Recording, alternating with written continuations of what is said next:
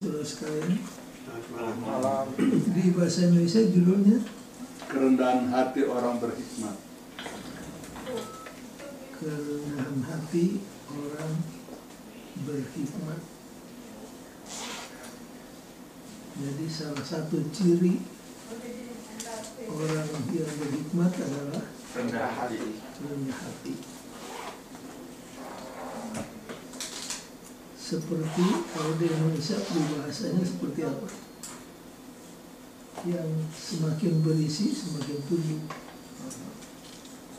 Ilmu apa katanya? Ilmu padi.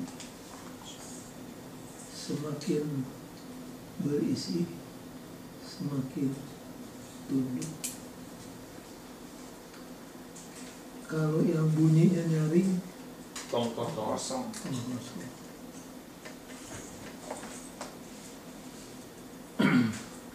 Baik, ayat hafalannya Matius pasal yang kelima ayat 3, diberkatilah orang yang miskin dalam roh, karena milik mereka lah kerajaan surga.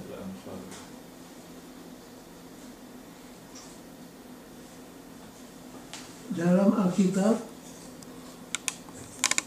humility merupakan salah satu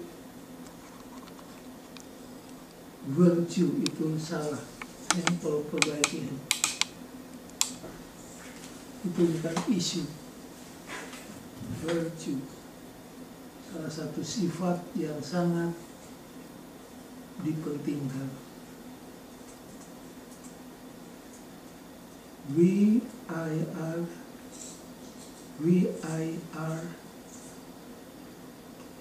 VIRTUE, ya, important virtue. Dalam Alkitab, siapa orang yang dikatakan paling lemah lembut di seluruh dunia? Moses. Musa. Boleh berikan salah satu contoh peristiwa di mana Musa orang yang lemah lembut? Waktu Tuhan mau binasakan bangsa Israel. Nggak, waktu dia ribut sama saudara laki-laki dan perempuannya, atau dikata-katain sama Maryam. Apa yang menjadi sumber keributan itu? Power. Cemburu. Apa yang dia cemburu? Istrinya Musa bukan dari turunan Yahudi.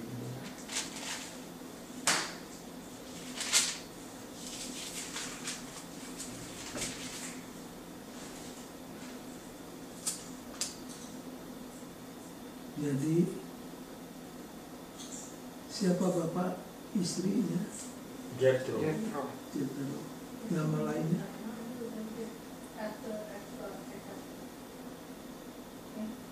Nama lain daripada Jethro siapa?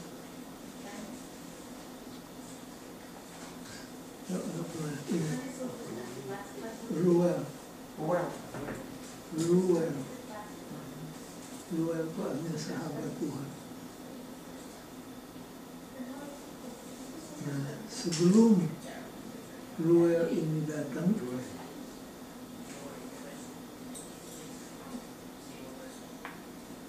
Musa, Harun, Miriam punya power yang luar biasa.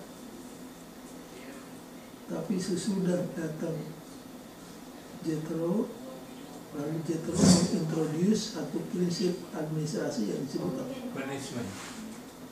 ya, Bagian kekuasaan. ya, Delegation. Delegation.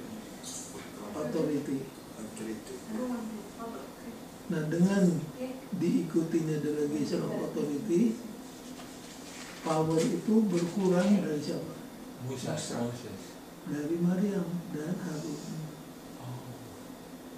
Gara-gara inilah sampai kita punya power berkurang.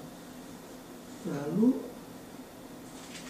diledeklah istrinya Musa itu sebagai orang yang Orang Kusi. orang hitam. Jadi akhirnya menjurus kepada personal. Tapi walaupun diejek, dikritik, tapi yang katakan Musa hanya diam. Lalu kedengaran kepada Tuhan hal ini, Maryam dipanggil dan Harun. Kamu tahu kepada nabi-nabi saya bicara melalui apa? Mimpi. Mimpi dan Ayah. kaya. Tapi kepada hambaku Musa Muka dengan aku bicara muka dengan muka. Tapi kamu telah mengkritik dia, mempersalahkan dia. Jadi yang marah bukannya Musa tapi siapa? Tuhan. Tuhan. Akhirnya kenalah penyakit kusta. Kemudian Harun sujud minta supaya Musa doakan supaya dia sembuh. Musa berdoa atau tidak? Berdoa. Berdoa. Lalu akhirnya dia sembuh. Kalau lihat episode yang satu ini, kita angkat topi pada Musa. Kalau you hell di tempat Musa bagaimana? Sudah mencak-mencak. Anda nggak tahu kita tuh ya masih muda tapi kita yang ketua di sini. Kita mulai ribut. Begitu Miriam kena kusta, baru rasanya. Nah. Tapi Musa tidak demikian. Kalau baca peristiwa demi peristiwa begitu sampai kita tiba kepada satu peristiwa di mana Musa itu juga adalah seorang Pemarah. orang manusia yang bisa saja dari waktu ke waktu Berubah. pada waktu dia marah lalu memukul batu. Batu. Tapi kalau dilihat trennya, yang dilihat Tuhan kan trennya.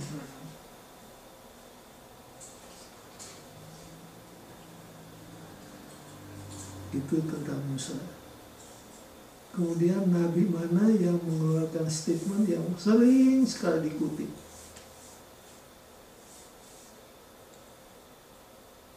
Tentang keluhan hati. Ini ayat yang akan kita baca, Mika 6 ayat 8. Ini ayat yang populer di Alkitab, saudara harus digarisi betul-betul. Enak dibaca, enak didengar, dan seharusnya enak dipraktikkan. Coba pendeta nanti boleh baca.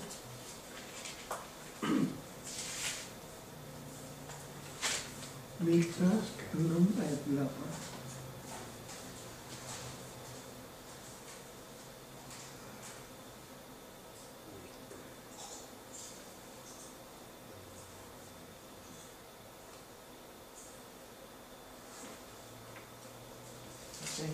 Hai manusia, telah diberitahukan kepadamu apa yang baik dan apakah yang dituntut Tuhan daripadamu. Apa yang dituntut oleh Tuhan daripadamu? Apa itu? Baca. Berlaku adil. Aku berlaku adil. Apa lagi? Selain berlaku adil, mencintai kesetiaan Dan berjalan. hidup rendah hati di hadapan Allah. Itu yang berhubungan dengan Hidup sahabat kita. rendah hati. Hidup rendah hati di hadapan Tuhan, di hadapan sesama. Itulah yang dituntut dari umat Tuhan terlebih. Jadi kalau kita renungkan hidup kita, sebenarnya apa sih yang mau kita sombongkan? Mati. Gak ada yang mau disombongkan. Karena seharusnya kita sebagai orang berdosa, semuanya kita harus tahu mati. Tapi oleh anugerah Tuhan telah memberikan hidup yang kekal. Keselamatan itu adalah anugerah melalui iman, bukan hasil usahamu, supaya jangan seorang pun Sombong. memudahkan.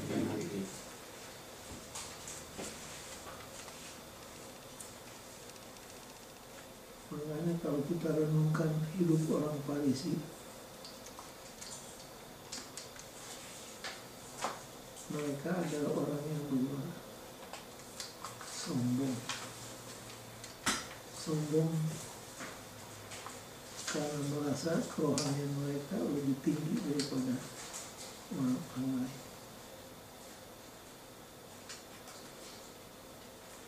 Itu adalah introduksinya. Kemudian, who do you think you are?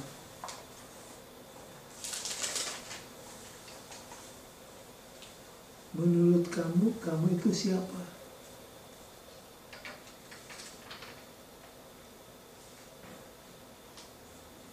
Siapa yang pernah mendapat pertanyaan mirip dengan pertanyaan ini?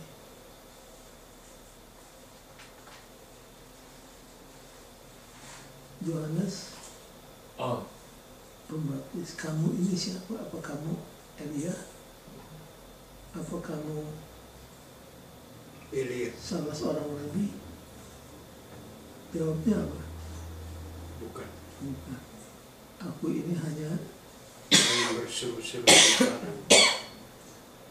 suara.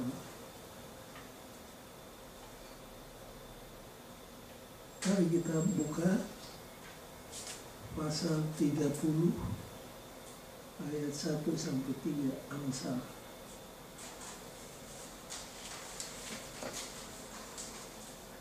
Amsal 30 ayat 1 sampai 3.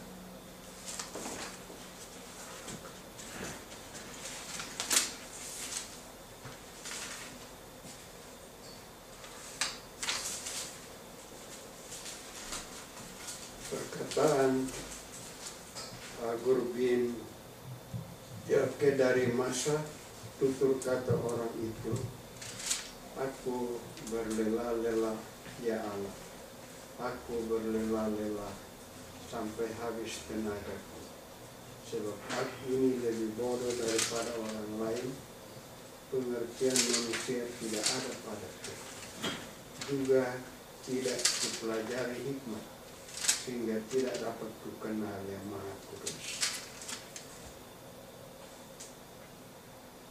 Disambungin dengan ayat 32 dan 33.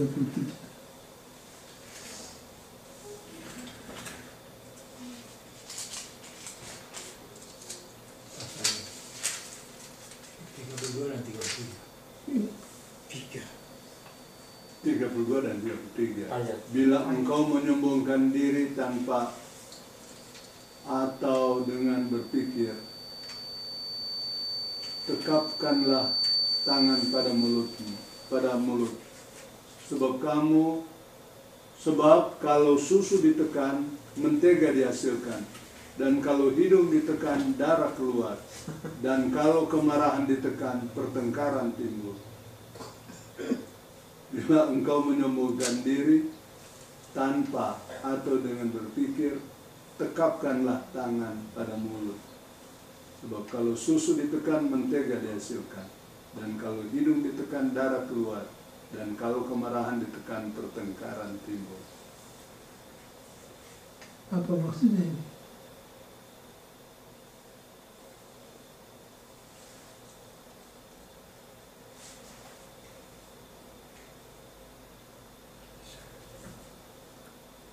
Jawabnya, baca paragraf pertama hari Minggu.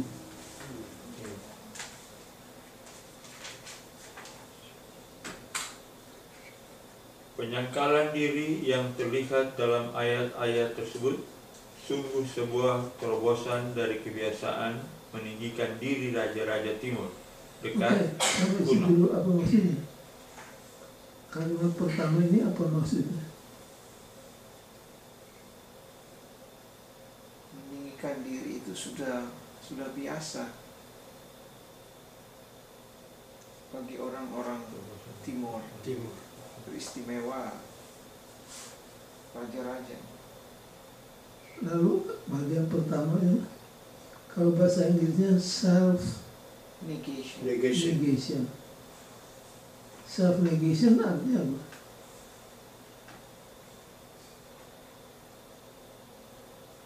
Self negation itu lebih daripada merendahkan diri.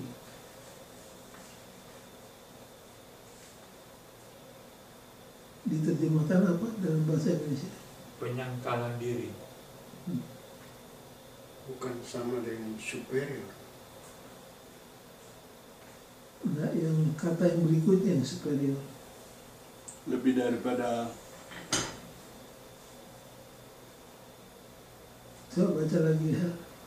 Penyangkalan diri yang terlihat dalam ayat-ayat tersebut sungguh-sungguh sebuah terobosan dari kebiasaan meninggikan diri raja-raja di timur dekat kuno. Jadi raja-raja di timur dekat punya kebiasaan untuk apa?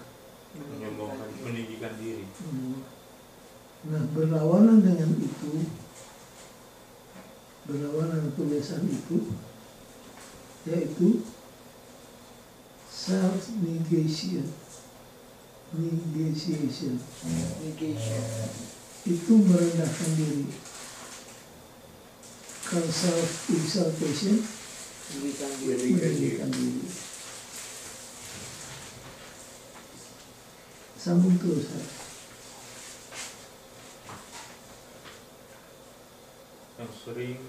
Yang sering suka menyombongkan hikmat mereka, prestasi dan kemenangan militer. Salomo sendiri dicatat melebihi semua raja di bumi dalam kekayaan dan hikmat. Dan kemudian tentu saja ada Nebukadnezar yang menyatakan, bukankah itu Babel yang besar itu, yang dengan kekuatan kuasaku dan untuk kemuliaan kebesaranku telah kubangun menjadi kota kerajaan. Apa maksudnya? Raja-raja di timur dekat dahulu kala seperti Nebukadnezar punya kecenderungan untuk apa? Meninggikan diri. Meninggikan diri dengan achievement mereka. Mereka bangun menara, mereka bangun tugu supaya generasi berikutnya mengingat namanya.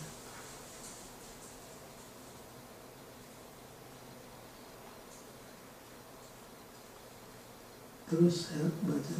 Karena penulis kita memahami kebodohannya sendiri, ia menyebut membual itu bodoh.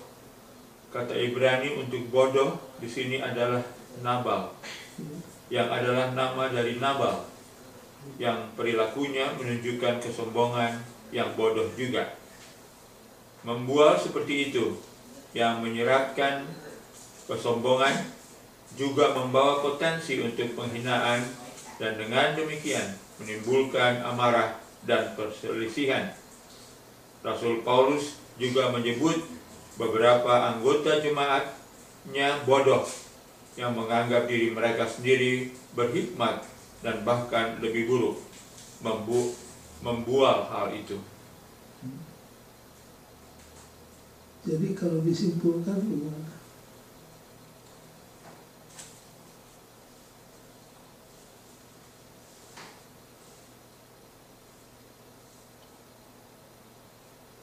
Maksud dari pelajaran hari Minggu ini bagaimana?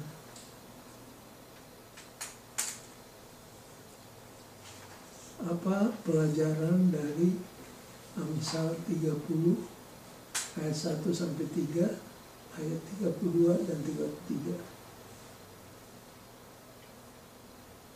Pelajarannya apa?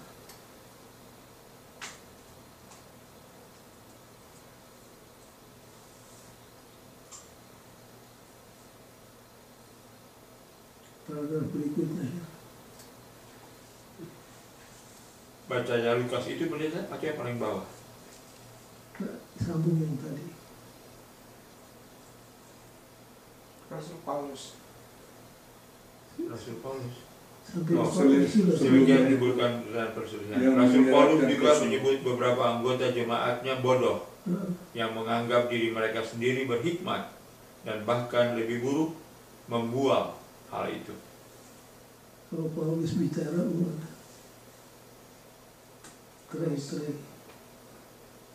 Masih ingat kepada orang Galati di mana?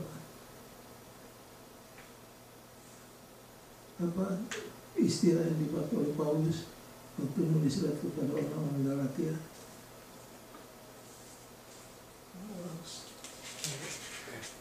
Sini.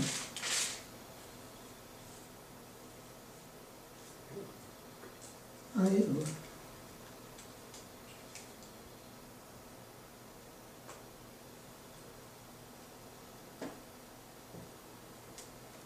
Pada orang Galatia disebut, hai kamu orang bodoh.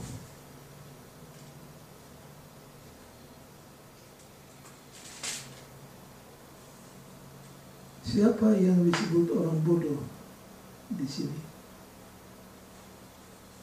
Orang yang menyombongkan diri. Orang yang menyombongkan diri. Ya, jadi Paulus senada mengatakan bahwa orang yang meninggikan diri adalah orang yang bodoh. Contoh yang jelas tentang meninggikan diri ini terdapat dalam perumpamaan Yesus di Lukas 18 ayat 9 sampai 14. Ini perumpamaan yang sudah kita baca berulang-ulang kali. Tapi coba kita segarkan ingatan kita dengan membacanya kembali. Lukas 18 ayat 9 sampai 14. Dan kepada beberapa orang yang menganggap dirinya benar dan memandang rendah semua orang lain, Yesus mengatakan perumpamaan ini. Ada dua orang pergi ke bait Allah untuk berdoa. Yang seorang adalah Farisi dan yang lain pemungut cukai. Baik, kenapa disingle out Farisi dan pemungut cukai? Karena yang satu dianggap kasta yang paling Rendah rendah. rendah, yaitu pemungut. cukai. Yang satu kasta yang dianggap paling tinggi, yaitu orang Farisi. Farisi. Jadi Yesus dalam perumpamaannya menggunakan dua ekstrim ke kiri, ekstrim ke kanan. Terus Orang Farisi itu berdiri dan berdoa dalam hatinya begini, Ya Allah, aku mengucap syukur kepadamu karena aku tidak sama seperti semua orang lain, bukan perampok, bukan orang lalim, bukan pesinah, dan bukan juga seperti pemungut cukai ini. Aku berpuasa 2 kali seminggu, dan aku memberikan 1/10 dari segala penghasilanku. Tetapi pemungut cukai itu berdiri jauh-jauh, bahkan ia tidak berani menengadah ke langit, melainkan ia memukul diri dan berkata, Ya Allah, kasihanilah aku, orang berdosa ini. Aku berkata kepadamu, orang ini pulang ke rumahnya sebagai orang yang dibenarkan Allah, dan orang lain itu tidak. Sebab barang siapa meninggikan diri, ia akan direndahkan, dan barang siapa yang merendahkan diri, ia akan ditinggikan. itulah klimaksnya, itulah inti sarinya. Barang siapa yang meninggikan diri akan Direndahkan, barang siapa yang merendahkan diri akan akan ditinggikan. ditinggikan.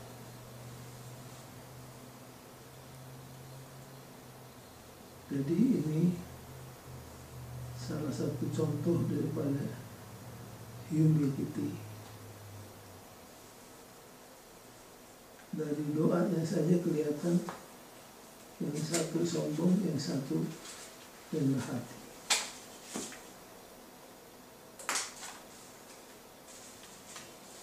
Jadi kita diajak untuk selalu merendahkan diri dan jangan meninggikan diri.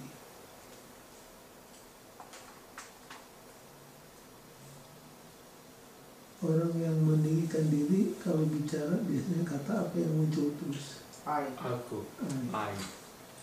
Masih ingat menurut ahli ilmu jiwa, orang normal tiap 36 kata I-nya berapa? 1. Tapi orang yang tidak waras 3 kali lebih banyak.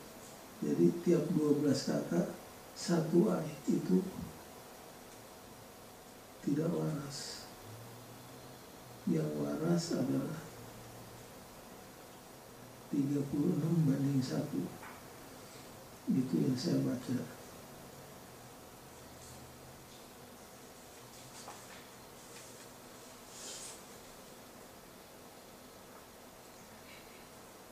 Berikutnya, a knowledge of God.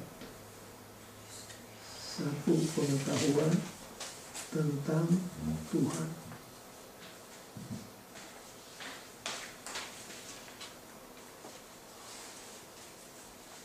Tentang apa? Kalau bicara tentang Tuhan kan sangat luas, tidak terbatas. Yang di sini diambil tentang the power, the majesty, and mystery of God, as taught in Proverbs 30:3-6. Kita baca ayatnya, ayat 3 sampai ayat 6, pasal 30.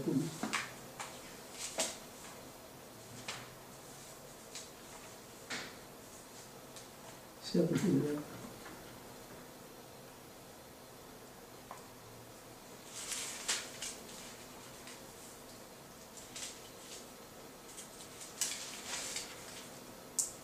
Juga tidak kupelajari hikmat, sehingga tidak dapat ku kenal yang Maha Kudus.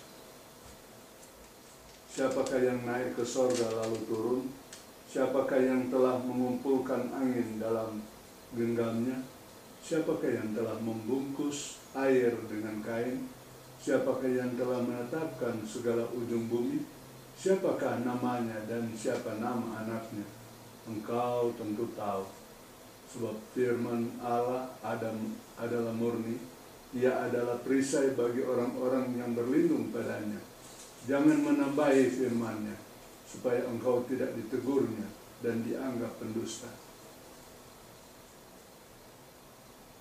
Apa yang dibicarakan dalam ayat ini?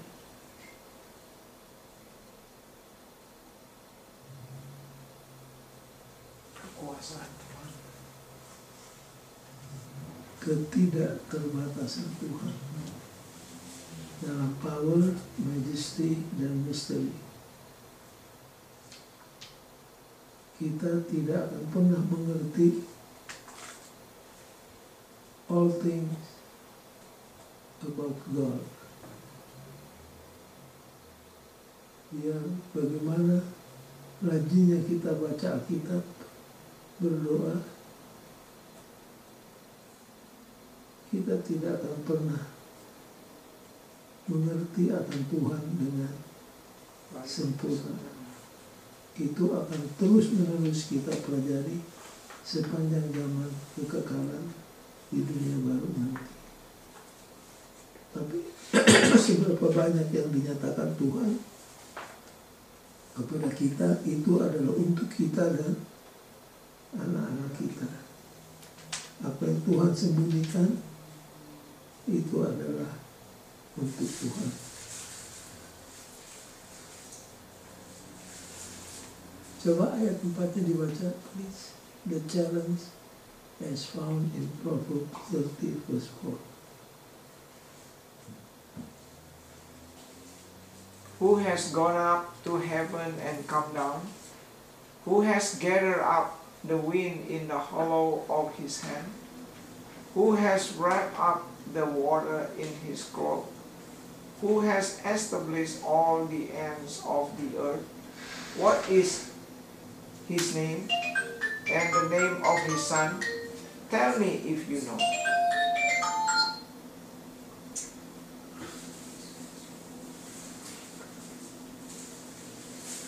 Ini bicara tentang apa? Kayak matinya.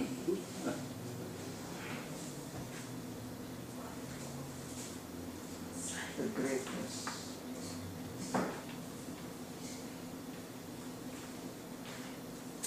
The mystery of God. Power.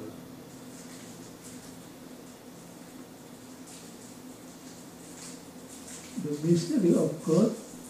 Misalnya tentang apa? Trinitas. Trinitas. Lalu peristiwa inkarnasi. Bagaimana seorang anak bayi bisa lahir dari benih siapa? Perempuan, Perempuan. Anak-anak lain lahir dari benih. laki-laki. Ya. Itu satu misteri. Banyak orang katakan itu mustahil.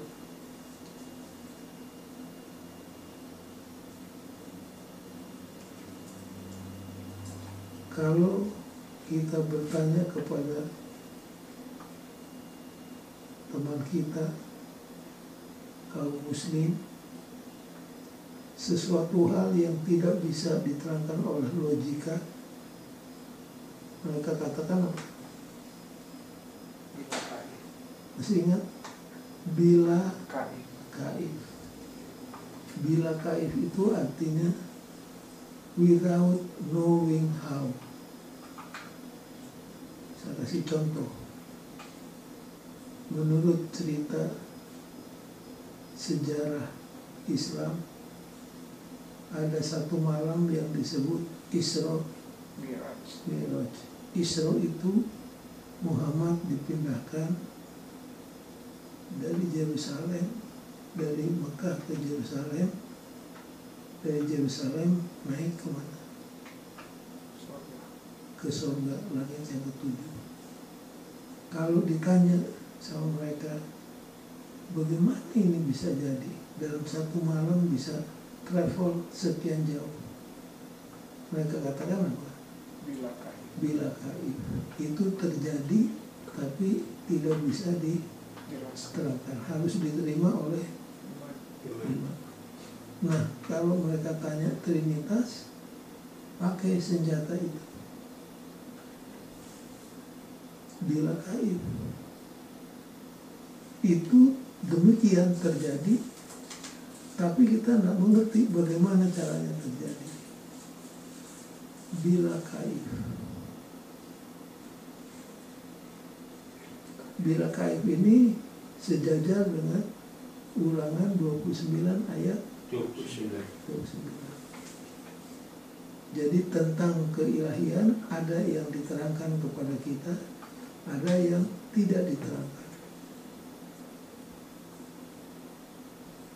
Semua yang perlu untuk keselamatan Tuhan terangkan, supaya jangan ada seorang di antara kita Yang bilang yang hilang. Semua kebenaran yang diperlukan untuk keselamatan ada dalam Alkitab. Supaya jangan ada seorang dari sombong. binasa.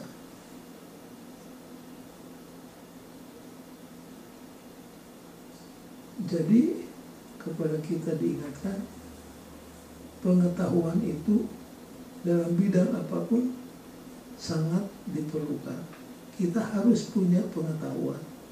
Hosea katakan, umatku binasa karena Kurang pengetahuan.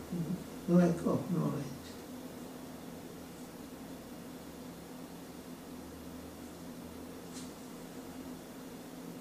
Satu kali seorang ibu bawa mobilnya ke bengkel. Rupanya terjadi korsleting, jadi mobilnya nggak bisa di start. Dia bawa ke bengkel.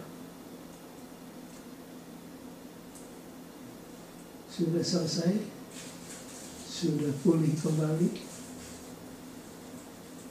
Perempuan itu tanya sama tukang bengkel, berapa saya harus bayar? $55. Oh, cuma nyambung kabel kok mahal benar. Bu, tenaga untuk nyambung kabel itu $5. Yang $50 pengetahuan kabel yang mana yang harus disambung. Kadang-kadang kan kabel ada 20.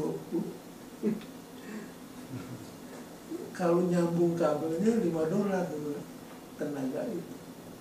Tapi pengetahuan kabel mana disambung ke kabel mana itu $50.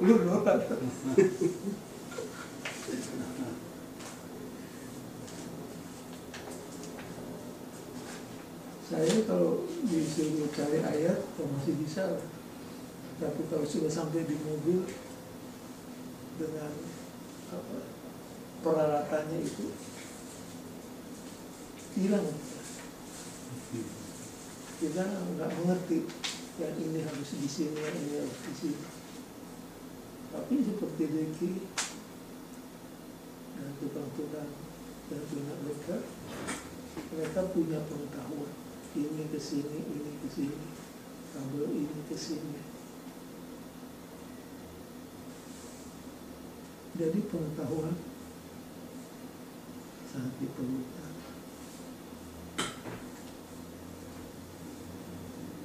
Kalau baca di Song of Ages,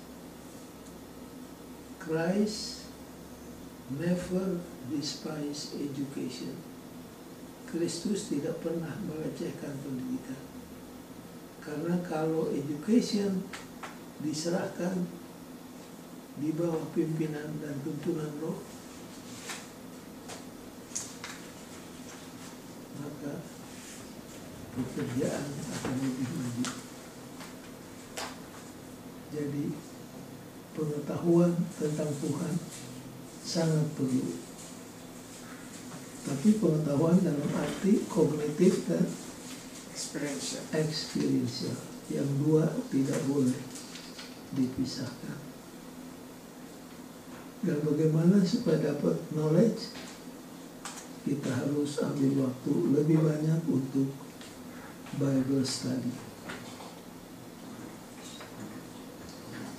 Dan Nyonya White di dalam bukunya menekankan bahwa umat Tuhan sekarang ini memerlukan lebih banyak Bible study daripada sermon langsing.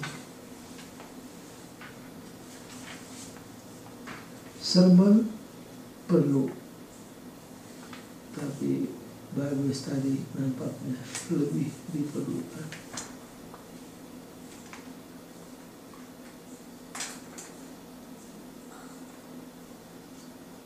Kita masuk di yang berikutnya.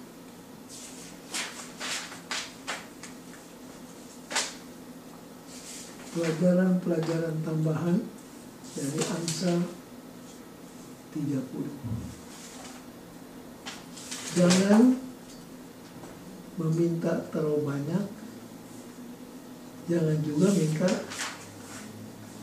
terlalu sedikit. Jadi mintalah secukupnya. Kalau di Jakarta bilang pas-pasan.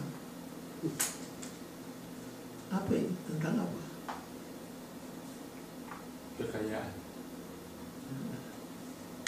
Biasanya pertanyaannya adalah, bolehkah kita minta kekayaan dari Tuhan?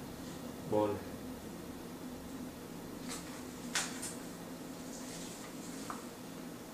Tapi nyanyian 149 bagaimana? Bapakku kaya. Bukan yang satu lagi. Aku tak ingin harta dan Ya, mari kita nyanyi lagu Aku Tak Ingin Harta. Ada teman kami, kalau lagu itu diminta untuk dinyanyikan, dia cuma ditanya kenapa ya nggak sebut, kita masih pengen harta. Bohong, katanya, nggak kepingin harta. Nah, kalau saudara perhatikan tentang harta ini, Salomo waktu mimpi di Gibeon ditanya, Salomo, apa permohonanmu dari aku kepadaku? Kalau kita sampai dapat tawaran seperti itu, Waduh, daftarnya apa? panjang. Daftarnya panjang.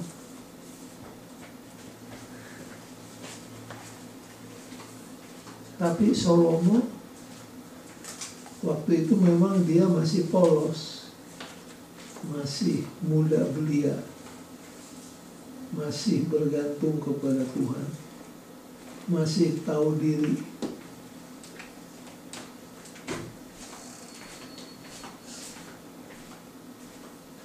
Coba kita buka ayatnya.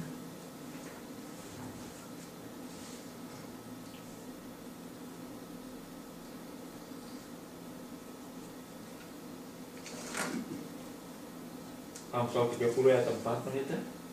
Nah, kita baca tentang Salomo dulu di 1 Raja-Raja 10:23. 1 Raja-Raja 10. 23.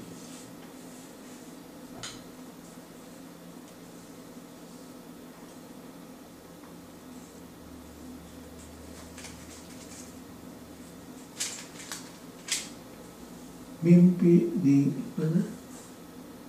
Di Gibeon.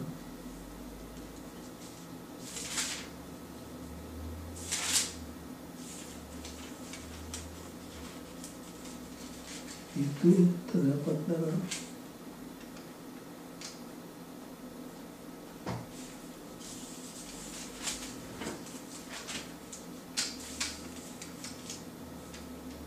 Satu Raja-Raja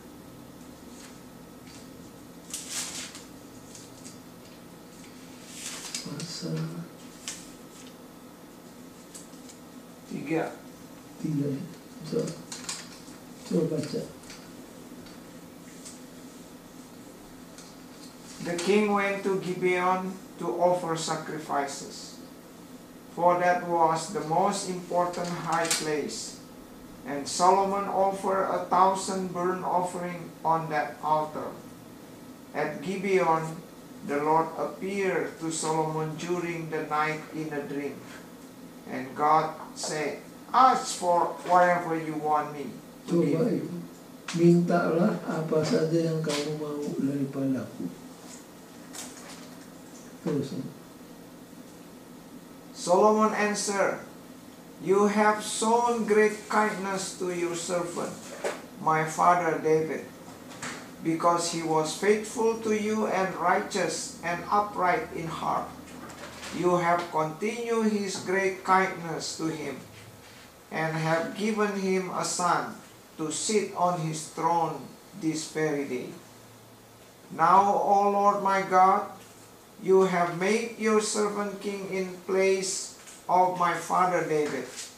But I am only a little child, and do not know how to carry out my duties.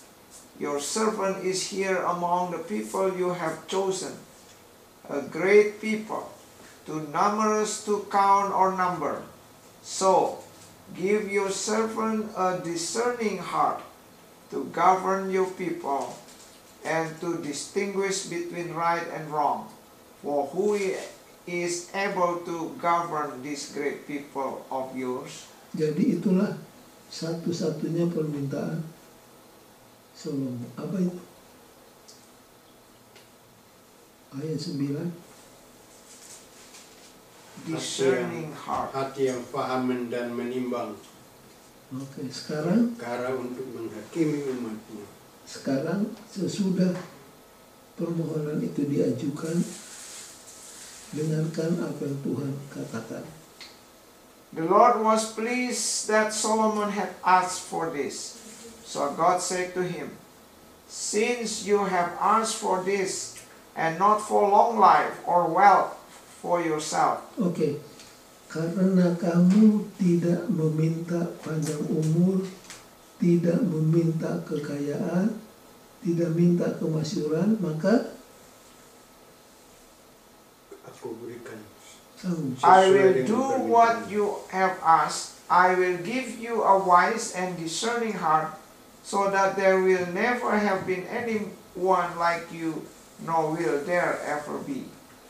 Moreover, I will give you what you have not asked." Nah, akan kuberikan kepadamu apa yang tidak kamu Tidak minta.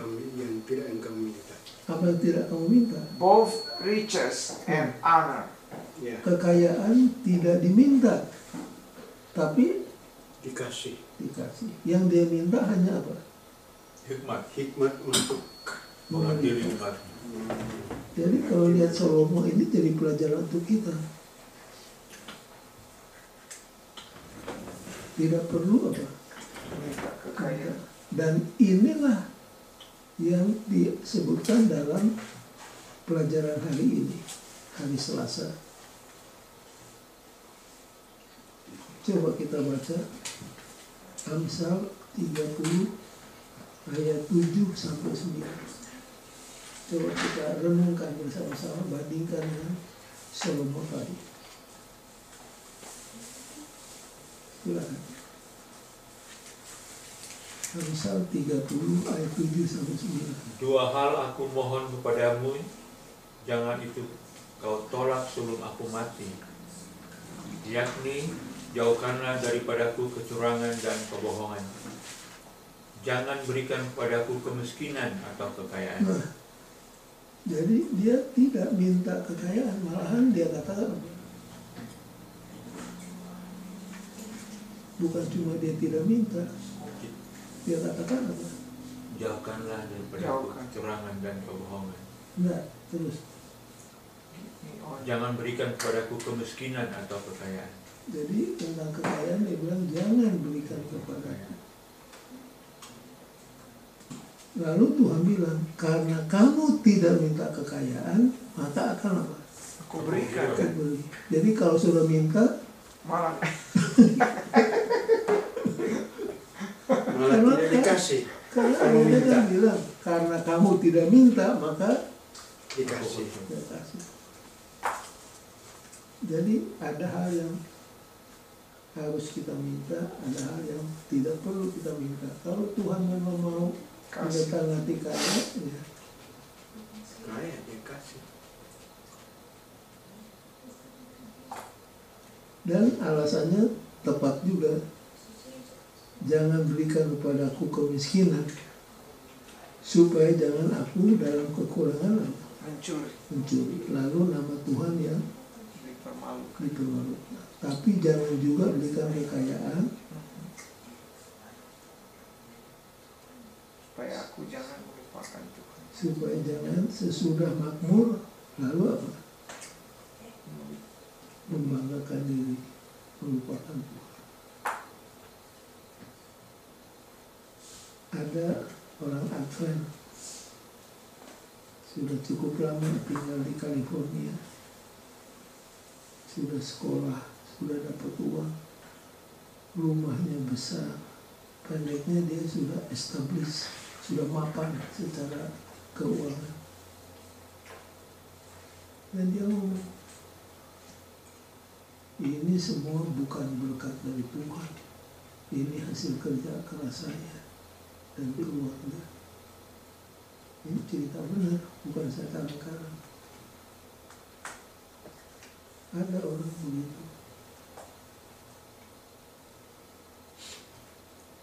Jawabnya apa? Kalau ada orang ngomong begitu, jawabnya apa? Aku yang berikan kesehatan kamu untuk mencari uang. Ayatnya juga. Ulangan 6 ayat 17-18. Coba baca ayat.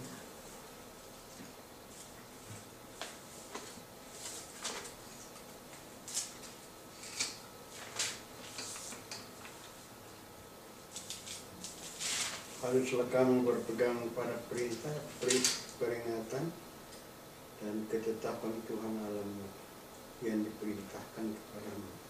Haruslah engkau melakukan apa yang benar dan baik di mata Tuhan, supaya baik keadaanmu dan engkau. Coba buka Ayat 8. Ulangan 8 ayat ayat 8. 16-17. Coba buka Ulangan 8 ayat 3.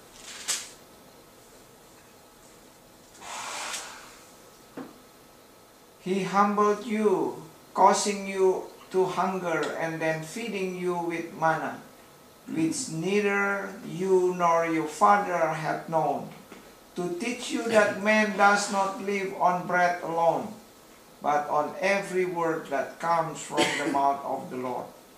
Ada satu lagi yang lebih tepat dari itu.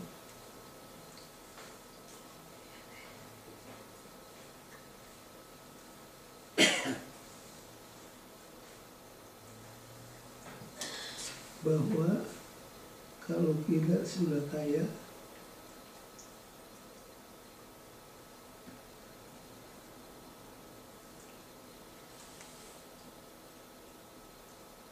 coba ayat 18 ini. Tetapi haruslah engkau ingat kepada Tuhan Allahmu, sebab dialah yang memberikan kepadamu kekuatan untuk memperoleh kekayaan dengan maksud meneguhkan perjanjian yang dikerahkannya dengan sumpah pada nenek moyangmu seperti sekarang ini. Jadi kalau kita sudah kaya, ingat siapa yang memberikan kekuatan. Tuhan Allahmu. Tuhan. Jadi jangan pernah kita katakan ini semua hasil usahaku.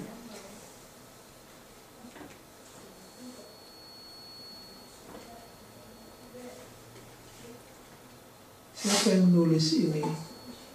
Amsal 30 ayat 7 sampai 9. Agur. Agur. Siapa itu Agur? Di sekolah sahabat sini bilang Agur is a non-Israelite.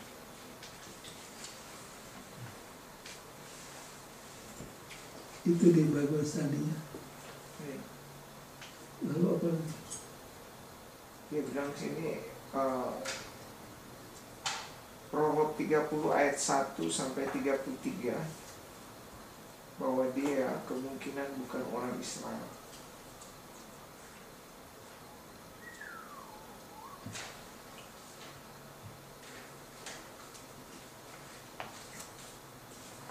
Ada keterangan lain mengatakan bahwa Agur itu Solomon. iya, Agur itu sama.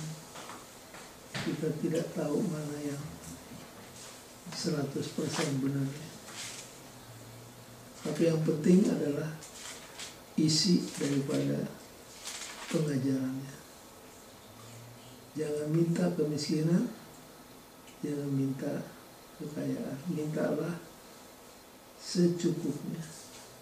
Cuma secukupnya itu sangat relatif.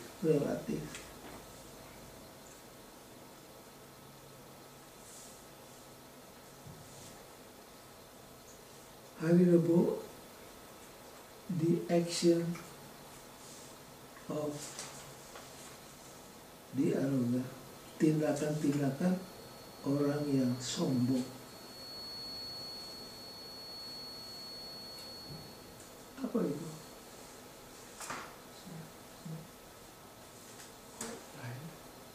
Yang kedua. Sorry.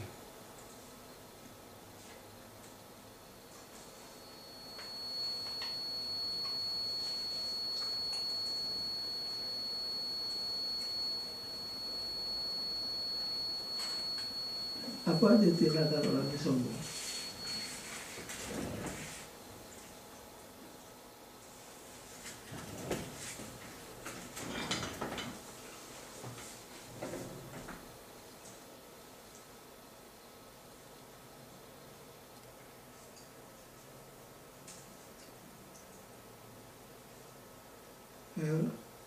Ya, benar. Baca paragraf pertama dari buku.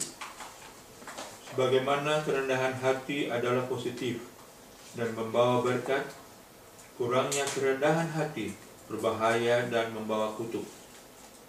Setelah mendorong keutamaan kerendahan hati oleh menunjukkan pahala dan buahnya, Amsal 30 memberikan peringatan keras tentang bahaya yang datang dari kesombongan. Jadi peringatan keras tentang bahaya yang datang karena Sombong. kesombongan. Nomor 1, Menguti orang tuamu, apa? mengutuki orang tuamu. Mengutuki orang tua. Agur mulai dengan kategori ini karena itu merupakan tindakan yang paling serius dari kesombongan. Ketika anak-anak membenci sumber hidup mereka, secara signifikan menghormati dan memberkati orang tua adalah satu-satunya perintah yang terkait dengan janji kehidupan. Ketika hukuman kematian dijelaskan bagi pelanggarannya. Jadi mengutuk orang tua itu adalah tindakan yang keterlaluan. Kalau orang mengutuk orang tua yang sudah berjasa untuk membesarkan kita.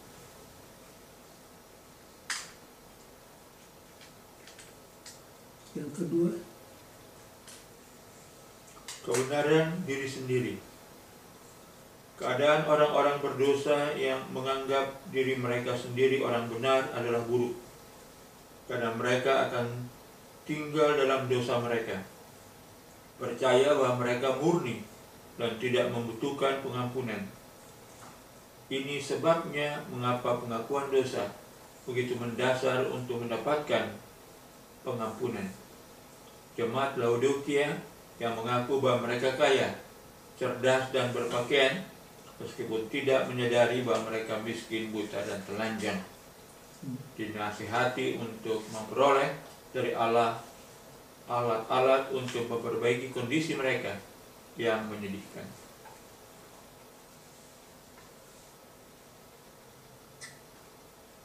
apa yang menegahkan Lucifer untuk bertobat? Dan Tuhan tidak terus binasakan Lucifer waktu ia berontak. Tuhan kasih apa? Kasih waktu yang cukup. Dan Tuhan berencana kalau sampai dia bertobat dan minta ampun dan kembali, Tuhan akan ampuni dia dan Tuhan akan pulihkan kembali jabatannya.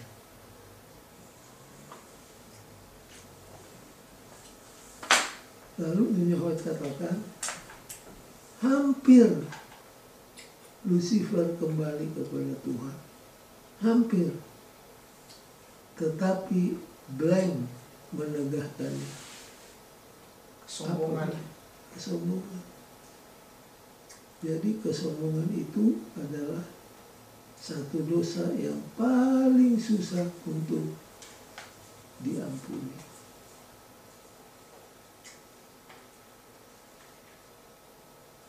Kenapa di gereja sering terjadi perkelahian? Salah satunya karena apa? Kesombongan. Orang kepingin ketua. Tahun berikutnya kepingin ketua satu.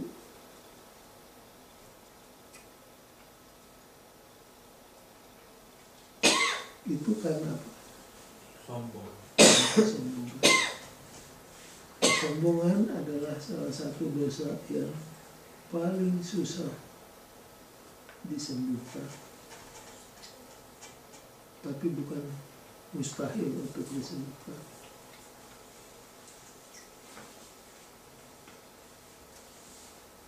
Apalagi yang terakhir, tindakan kesombongan. Penghinaan, pendeta. Iya, Penghinaan, gambaran kesombongan yang disajikan di sini tidak menarik. Meskipun mereka memiliki tampilan sombong di wajah mereka, kesombongan tidak hanya tinggal di situ saja. Itu diwujudkan dalam penghinaan yang mereka sampaikan kepada orang, kepada yang mereka anggap di bawah mereka. Gambaran gigi geligi dan gigi menunjukkan betapa buruk tindakan mereka.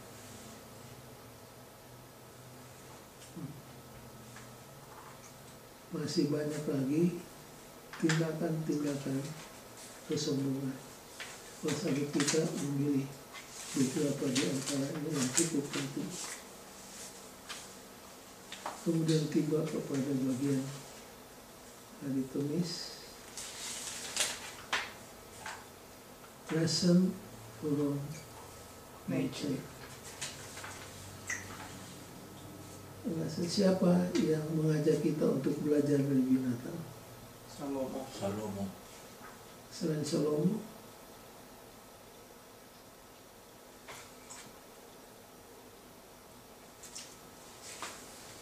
coba buka buku Ayub.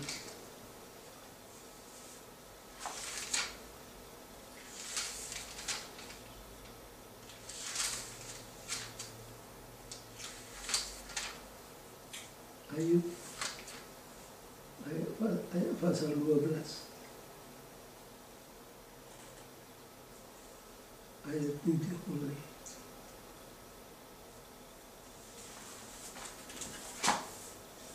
Ayub 12 ayat 7 mulai.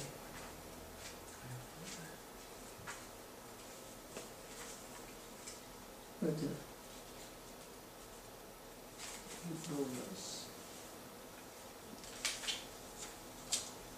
But ask the animal, and they will teach you, or the bird of the air, and they will tell you. Or speak to the earth, and it will teach you. Or let the fish of the sea inform you. Jadi kita diajak belajar dari siapa? Binatang. Dari hewan. Baik binatang darat, binatang laut, bahkan binatang di udara. Belajarlah dari burung-burung, maka kamu akan diajari.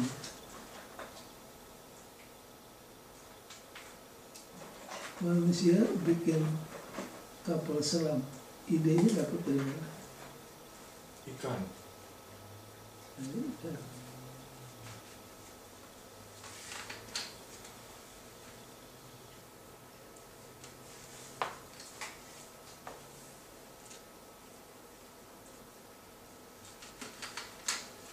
Kalau saudara naik motor lalu menabrak pohon, kemungkinan besar saudara mati karena apa? Kecepatan. Ya, kalau naik motor lari 100 mil per jam, Impact. kemungkinan yang terjadi adalah Kematian. yang paling fatal adalah apa? Kalau naik motor Geger otak. gagal otak. Tapi manusia sampai sekarang masih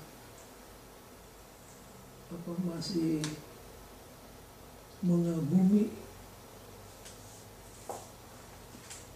apa yang dikagumi, Ekar. burung pelatuk. Itu apa namanya, Ekar. budi. Mengapa? Karena burung pelatuk ini kalau dia ngebor itu kecepatannya 100 mil Pernah dengar di atas rumah kita, nah itu burung woodpecker sedang bikin lubang dan kecepatannya itu 100 mil per jam. Nah, kalau kita benturkan kepala kita seperti woodpecker, habis otak kita. Jadi sampai sekarang manusia masih cari tahu bagaimana sampai dia tidak gegar otak. Padahal kepalanya kena. Itu satu. Yang kedua, ini baru dari burung. Burung elang.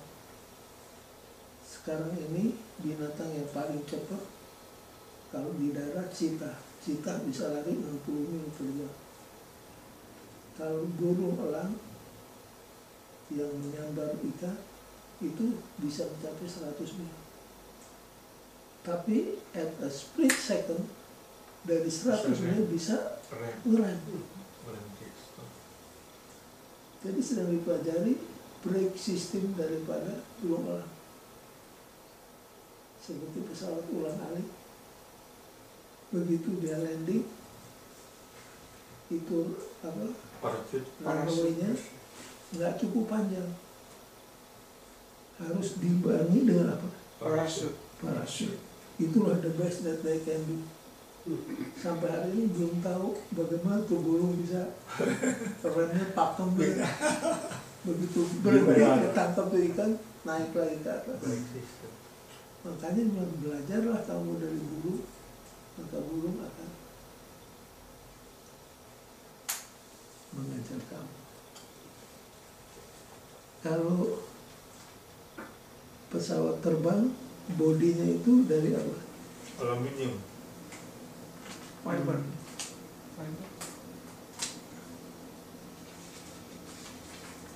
Kenapa aluminium? Karena ringan mereka.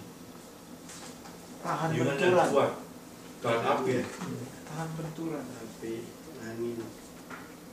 Manusia dapat ilhamnya dari mana? Dari sayap burung. Kan kalau saya perhatikan sayap burung itu ringan, tapi cukup tough. Waktu dicari-cari, yang terbaik yang manusia bisa invent sekarang adalah aluminium. Ringan, tapi apa? Kuat. Endurance-nya tinggi, cukup kuat.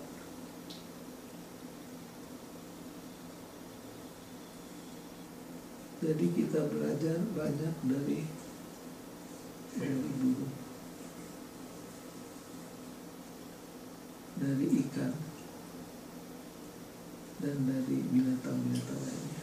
Kalau Amsal katakan, hai pemalas, pergilah ke Semut. Jadi Solomo dan Ayub mengajak kita untuk belajar dari nature.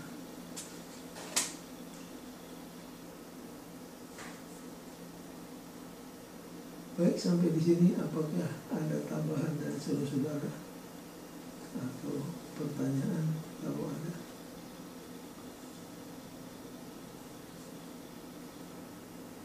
Kalau tidak ada, kita ambil 3 kesimpulan. Ada banyak kesimpulan yang bisa kita ambil, tapi kita pilih 3 di antaranya.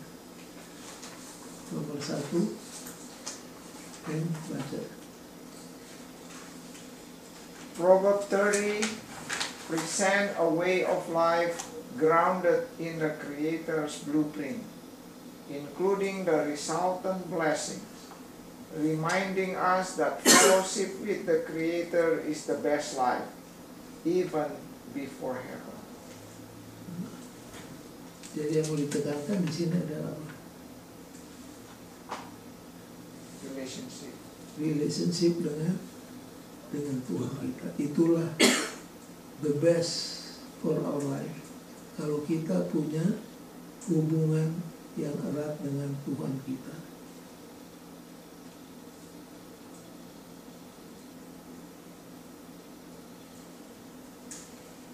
yang kedua. Belum melihat. Belum.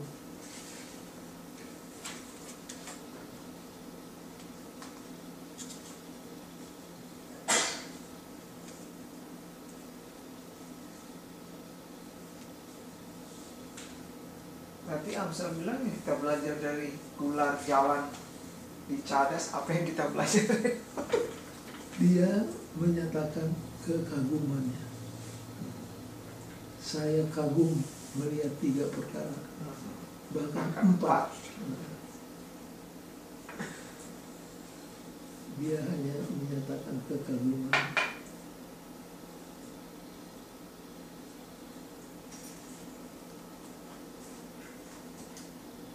Di Alkitab saya selalu taruh ini. Ini apa nih? Bulu ayam, Bulu-bulu burung. berwarna kebetulan warna merah. Ini barang sudah lebih 5 tahun. Ada di saya selalu taruh di sini. Nggak rusak-rusak, nggak busuk-busuk.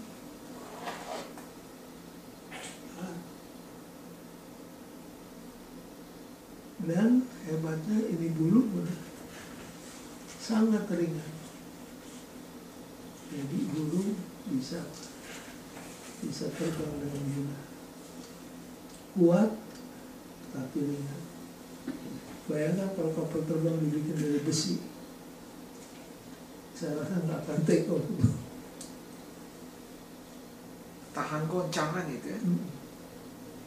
Jadi aluminium bukan fiber itu. Aluminium. Kita dulu panci-panci dulu tuh. Kayak tentara punya panci-panci itu dari aluminium.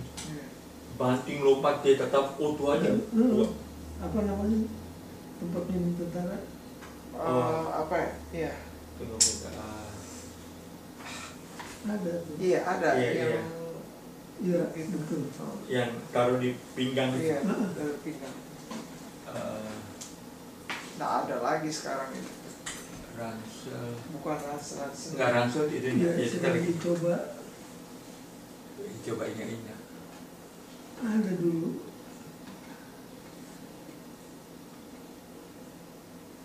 Apa sih namanya? Jadi manusia pakai aluminium untuk pesawat karena manusia lihat ini ringan tapi endure. Jadi nggak busuk-busuk mereka ya? Ini juga berapa tahun? Udah, tapi kalau kita cabut dari bulu ayam tuh berdarah dia. Oh sama aja kalau cabut tuh ujungnya bulu ayam itu dia berdarah pendeta. Jadi berarti dia nyambung hidup. Kan bagus.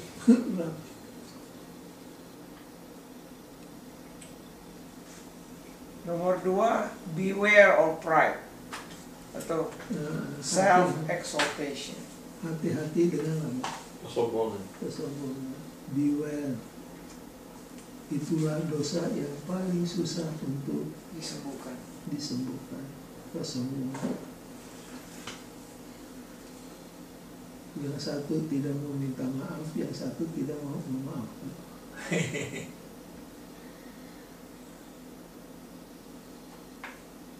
Masa kita mesti menghadap pada dia? Beda dengan Abraham. Waktu gembala-gembala Abraham dan gembala-gembala Lot ribut ke dalam padang rumput, Abraham dapat dengar. Abraham panggil sama Lot. Lot bilang, kita ini bersaudara, janganlah kita ribut. Sekarang apa Abraham katakan? Pilihlah padang rumput mana yang kamu mau. Kalau kamu ke kiri, saya Ke kanan. Kalau kamu ke kanan, saya Ke kiri. ke kiri. Kalau di jemaat semua orang kayak Abraham ramai, akan damai dan aman. Padahal Abraham bisa katakan, Lot, nganu mesti tahu diri. Kita yang bawa kan ke Amerika. Kita yang bawa Tuhan ke Amerika sampai dapat pekerjaan RN semua. Dan ingat, ngana satu tingkat di bawah saya. Tapi Abraham nggak demikian.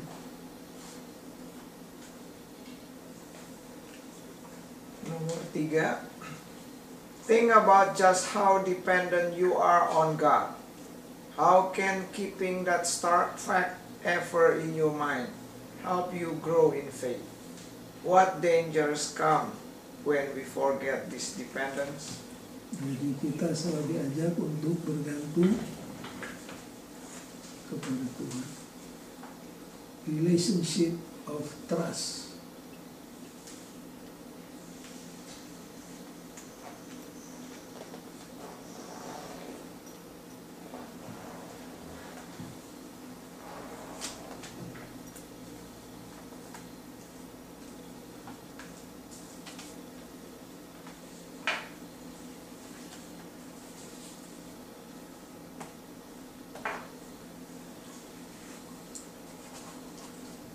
Baik, kalau tidak ada lagi pertanyaan, kita akan tutup.